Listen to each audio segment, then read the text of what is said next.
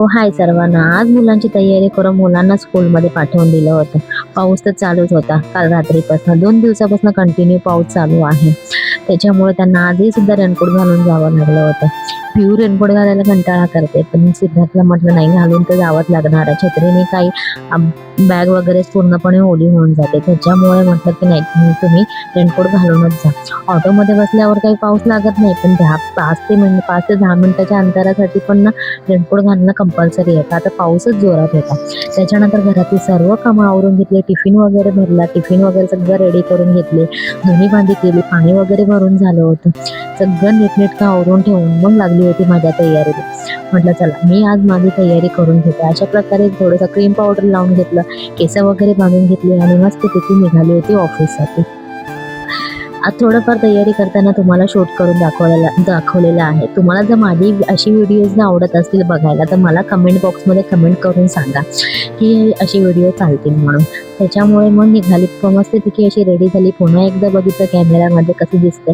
मग रेडी झाल्यानंतर निघाली ऑफिसला. ऑफिसमध्ये 9 तास काम करून झाल्यानंतर पुन्हा आली एकदा घरी आल्यानंतर एका साईडला कुकर लावून घेतला आणि मला बनवायची होती भाकरी आणि भुर्जी बनवायची होती.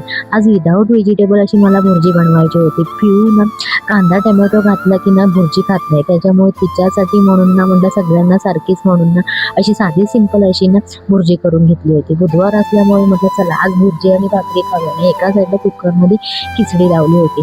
डाळ काही बनवली नव्हती, त्याच्यामुळे म्हटलं की नको साधी अशी सिंपल अशी खिचडी लावून घेते.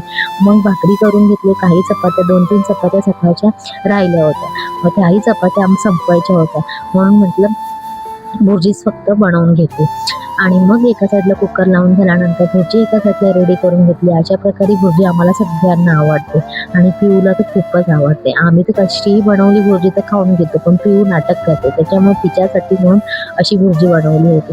त्याच्यानंतर सगळं किचन वगैरे क्लीन करून घेतलं, मस्तपैकी घेतलं, तिथं सर्व सामान आवरून घेतलं. एकदा किचन पुसून घेतलं तर म्हणजे मला परत माझे कपडे वगैरे चेंज करून मला रिलॅक्स व्हायला बरं.